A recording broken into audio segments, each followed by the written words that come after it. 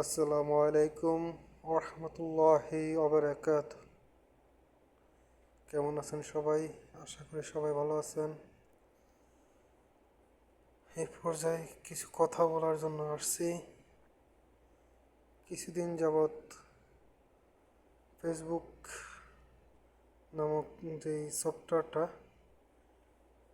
এটার ভিতরে অনেক কিছু হচ্ছে যাচ্ছে, দেখতেছি শুনতেছি, সবাই দেখতেছেন শুনতেছেন। ফিলিস্তিনে তিনজন আলেমকে নিয়ে যে সমস্ত কথাগুলো রটাচ্ছে যাচ্ছে, এদের কিছু সম্পর্ক কথা বলবো আজ।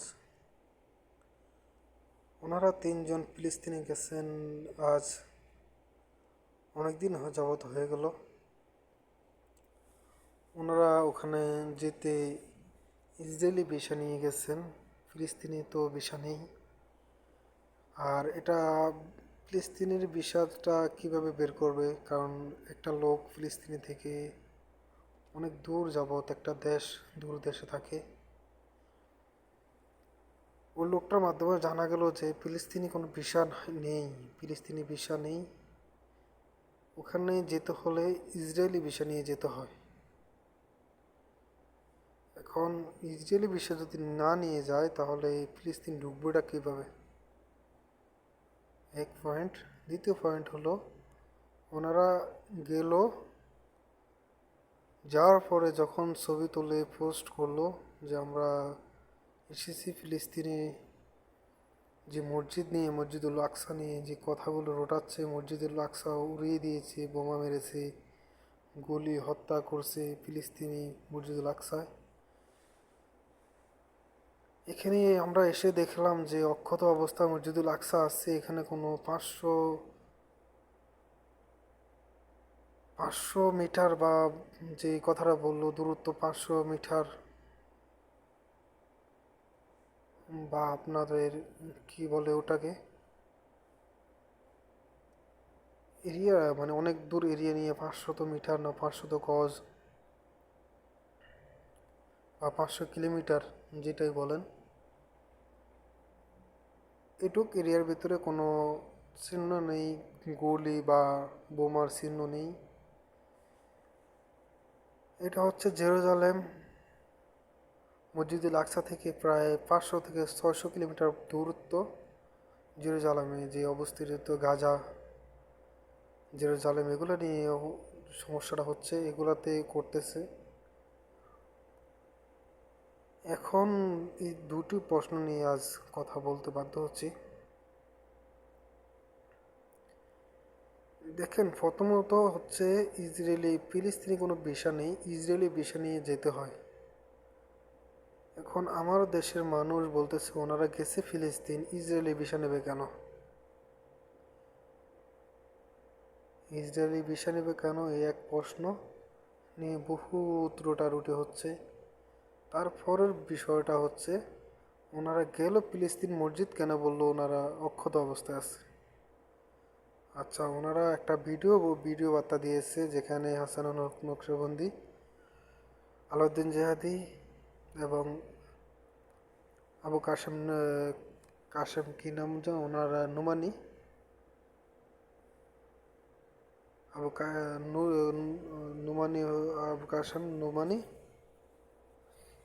আবু কাশেম নুমানি, ওনারা তিনজন একসাথে ভিডিও বার্তা দেওয়ার সময় ওনারা বলেছিল যে আলাউদ্দিন হাসানুল্লাহ হোসেনি নকশবন্দি সাহেব বলতে চেয়েছিল যে এখানে ফিলিস্তিনি কোনো পতাকা নেই, বা এমন একটা কথা বলার সময় আলাউদ্দিন জাহেদি বাধা দিল কেন? এটা আসলে আপনারা বোঝেন নাই, বা বুঝে না বোঝার ভাঁজে, মানে পিচ্ছি দুধের বাচ্চা যদি হয় তাহলে বুঝ হতেন। কারণ আপনারা জানেন যে ফিলিস্তিনি যে হামলাগুলো হচ্ছে, ফিলিস্তিনি মূলত স্বাধীন কোনো দেশ হিসেবে ঘোষিত দিচ্ছে না, যেটা বহু বিশ্বের প্রচলিত, বহু বিশ্বের সমালোচিত। আজ ফিলিস্তিন ফিলিস্তিন আমরা শুনি যে ফিলিস্তিন নিয়ে আজ যুদ্ধ হচ্ছে, মসজিদুল আকসা নিয়ে যুদ্ধ হচ্ছে। এখন জেরুজালেম বা গাজায় যে যুদ্ধটা হচ্ছে, এটা মসজিদুল আকসাকে নিয়ে অনেক রোটারুটি হচ্ছে। মসজিদুল আকসা নিয়ে অনেক কথাবার্তা হচ্ছে, আপনারা জানেন। কিন্তু মূলত এটা মসজিদুল আকসা যুদ্ধটা হচ্ছে না, এখন হচ্ছে জেরুজালেম এবং কি গাজায়। এই দুটো জায়গায় বেশি প্রদত্ত হচ্ছে। বিশেষভাবে অনেক কথা বলার হয়, এখানে কথা বললে অনেক লম্বা হয়ে যাবে, কারণ এখানে তো অনেক লম্বা করে কথা বলার সময় না, সংক্ষিপ্ত কিছু কথা বলবো। আপনারা যারা শুনবেন আশা করি জবাবগুলো সুন্দরভাবে বুঝতে পারবেন। যেহেতু ওনারা তিনজন নয়, ওনারা একটা সফর সঙ্গী নিয়ে আমাদের দেশে যেরকম একটা সফর সঙ্গী নিয়ে যায়, তেমনই বাস বা প্রাইভেট কার এরকম জিনিস নিয়ে আমরা যাই এক জায়গায় গেলে, ওনারাও একজন মাধ্যমে একটা কাফেলা নিয়ে গেছেন, প্রায় 30 থেকে 35 জন বা 40 জন একটার কাফেলা নিয়ে গেছেন। এই কাফেলাটার মাধ্যমে যারা গেছেন সবাই কোনো ভিডিওর বার্তার মধ্যে আসে না। অনেকে গিয়ে হাসপাতালে গিয়ে এখানে গিয়ে ওখানে সেখানে গিয়ে ওনারা ভিডিও বার্তা দিচ্ছে, এক একজন এক এক বাঞ্জে বাঞ্জে ভিডিও বার্তা দিচ্ছে। তো এতে বোঝা যায় আলাউদ্দিন সাহেব যে বাধা দিল ফিলিস্তিনি হোসেনুল হক হোসাইনি বক্সবন্দি হাসানুল হক হোসাইনি নকশবন্দি সাহেব যে কথা বলতে চেয়েছিল, ওখানে আলাউদ্দিন জাহিদি বাধা দিল। এটাতে আসলে বোঝার অনেক কিছু আছে, এটাতে অনেক কিছু বোঝার আছে। যদি আমরা বুঝতে যাই তাহলে আমার বিবেকে বা আমার জ্ঞানে বলতেছে যে আলাউদ্দিন জাহিদি বাধা দিয়েছে কেন। এখানে অনেক ভিডিও বার্তা এসেছিলো আর দেখতে পাচ্ছি যেগুলা বলে অনেকে বলতেছে যে ইসরায়েলি এই ভিসা নিয়ে যাবে কেন, ফিলিস্তিনি ভিসা নিল না কেন। এখন ভাই এখানে প্রশ্ন হচ্ছে, ইসরায়েলি তো ফিলিস্তিনি তো ভিসা নেই, আর আপনি যদি ফিলিস্তিনে যেতে হয় তাহলে ইসরায়েলি ভিসা নিতে হবে। কনফার্ম আপনি ইসরায়েলি ভিসা নিতে হবে, এটা আপনার কনফার্ম। কারণ আপনি ফিলিস্তিন যাবেন ভালো কথা, কারণ ইসরায়েলির ভিসা ছাড়া আপনি ফিলিস্তিন ঢুকতে পারবেন না। কারণ পুরাটা ফিলিস্তিনি ইসরায়েলি ঘেরাও দিয়ে রাখছে। পশ্চিমা আরেকটা জায়গা আছে, ওই জায়গাটার নামটা আমি স্মরণ নেই, কারণ ওটা নিয়ে বেশি একটা সমালোচনা হয় না, বা ওই জায়গাটা আমার সমালোচনা আমার খেয়াল নেই, বা নামটা স্মরণ হলে আমি বলবো। কিন্তু পশ্চিম সাইড যে ফিলিস্তিনের পশ্চিম সাইডটা আমাদের দেশে যেরকম বাংলাদেশে পূর্ব পশ্চিম উত্তর দক্ষিণ থাকে, তো এটার ফিলিস্তিনি এটা তিনটা বিভক্ত হয়ে গেছে। ফিলিস্তিনি যে আল আকসা মসজিদ ওটাতে একটা বিভক্ত, আর দ্বিতীয় পূর্ব সাইড যে গাজা গাজা বা জেরুজালেমের যে অংশটা, এটা তিনটা বিভক্ত হয়ে গেছে। পশ্চিমে একটা জায়গা আছে, যে পশ্চিম সাইডটা আসলে জায়গাটার নামটা আমার স্মরণ নাই। এই তিনটা সাইড নিয়ে যে মসজিদুল আকসা, ওটা হচ্ছে ফিলিস্তিনের মধ্যস্থল, মধ্যস্থলের ভিতরে।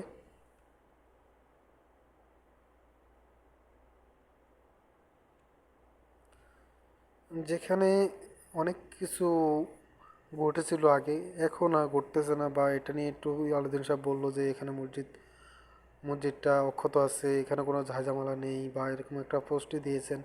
এটা নিয়ে ভীষণ বিভক্ত হয়ে গেছেন সবাই। অনেকে অনেক কথা বলতেছেন, অনেকে বলতেছেন ওনাকে ওনাদের দেশে আসলে জেলে দিতে হবে, ওনাদেরকে রিমান্ডে নিতে হবে, এই করতে হবে ওই করতে হবে। ভাই আপনার বিবেকটা যেটা বলছে আপনি ওটাই বলতেছেন, আপনি না বুঝেও বলতেছেন, বুঝেও বলতেছেন, জ্ঞানে শুনেও বলতেছেন, না শুনেও বলতেছেন। আলাউদ্দিন সাহেব একটা ভিডিও বার্তার ভিতরে যখন বলেছিল যে আপনি কথাগুলো বলবেন না, এখানে ঝামেলা হয়ে যাবে, এখানে না বুঝে অনেক কথা, আপনি এগুলো ভিডিও বার্তা এখানে না বলাটাই ভালো হবে, আপনি এখানে এগুলো পেতনা লেগে যাবে, এগুলো এখানে বলার দরকার নেই।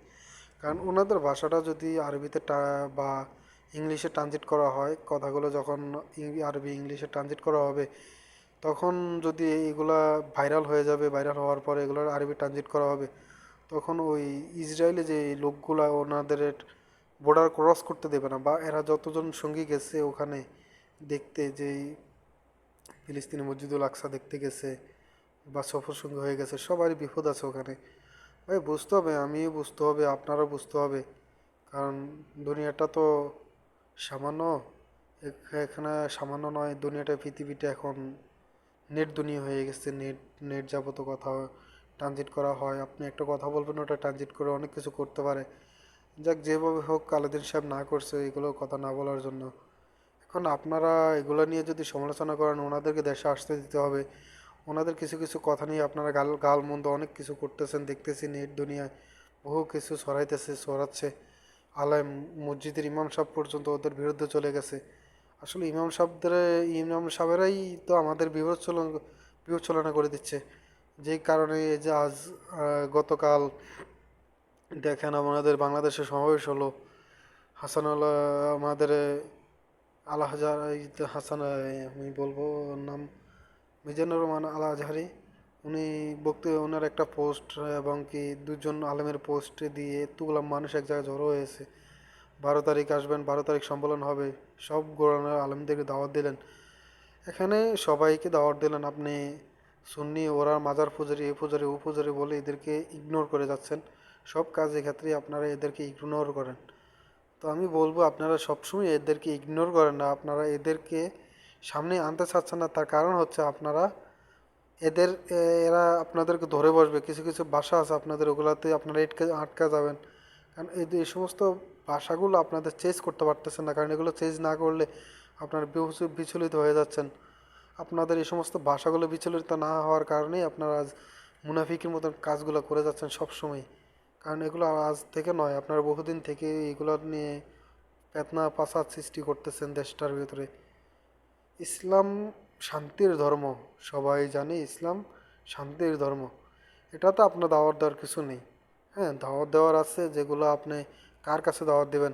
আমাদের মতন মুসলমানদের কাছে, না আপনি হিন্দু বৌদ্ধ খ্রিস্টান এদের কাছে? ইসলামে আপনি তাবলিগ, যে তাবলিগটা নিয়ে বহু কথা হয়েছিল, বহু রোটারুটি হয়েছিল। আপনি দেখেন আমাদের বাংলাদেশে কাশেমি সাহেব নিয়ে একটা কথা আছে, কাশেমি সাহেব, ওনাকে নিয়ে কোনো মন্তব্য করতে চাই না, তারপর একটা কথা বলতে চাই। উনি তাবলিগ করতেন, তাবলিগের একজন বড় মালানা। উনি মিলাদুন্নবী খুঁজে পেলেন, আপনারা এত হাদিস পড়েন, এত কোরআন পড়েন, মিলাদুন্নবী খুঁজে পান না। নবীর সামনে কোনো কথা বললে আপনারা এটা বেদাত বেদাত বলে উড়িয়ে দেন। আবার পরক্ষণে দেখা যায় আপনাদের মুখ দিয়ে এই সমস্ত বেদাতি কথাগুলো আপনারাই বের করেন। তাহলে আপনার যে আলোচনাগুলা শুনতেছে, বয়ানগুলো হচ্ছে, এগুলো কি ভালো হচ্ছে না খারাপ হচ্ছে? আপনাদের বিবেকে প্রশ্ন। আর দ্বিতীয় প্রশ্ন হচ্ছে এই ইসরায়েলি ইসরায়েলি কথাগুলা, ইসরায়েলি যেই কথাগুলা হচ্ছে, এই আলাক্সা মসজিদে আলাক্সা, এটা এখনো অক্ষত আছে এই কথাগুলো রটার জন্য। কারণ ওখানে যদি বলে হ্যাঁ মসজিদে আলাক্সা নিরাপদ নয়, আপনারা এখান থেকে হুঙ্কার দিবেন, বাংলাদেশ থেকে হুঙ্কার দিবেন। আমাদের দেশের মানুষ স্বাধীনভাবে ওদেরকে সহযোগিতা করতে যাচ্ছে, বা ওষুধ পানি দাওয়া যেটা যেটা যে যেটা নিয়ে যাচ্ছে যাচ্ছে, কেউ সহযোগিতা করতে যাচ্ছে, কেউ খানা নিয়ে যাচ্ছে। কিন্তু আপনাদের জন্য ওদের খানাগুলো বন্ধ হয়ে যাচ্ছে, আপনারা এগুলো বুঝতেছেন না।